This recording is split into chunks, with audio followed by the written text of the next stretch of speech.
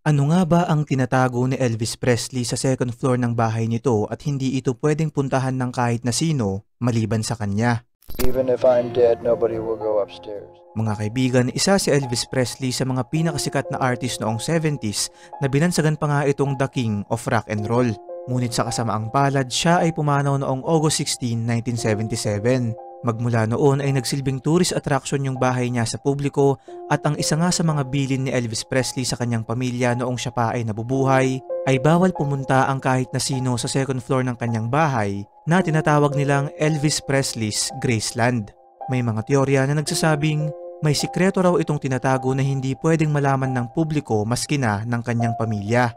Pero sinasabi naman ng ilan na ang dahilan daw kung bakit ito hindi pwedeng puntahan ay dahil doon mismo siya sa kwartong yon nawalan ng buhay at ito ay pagbibigay respeto na lang sa kanya.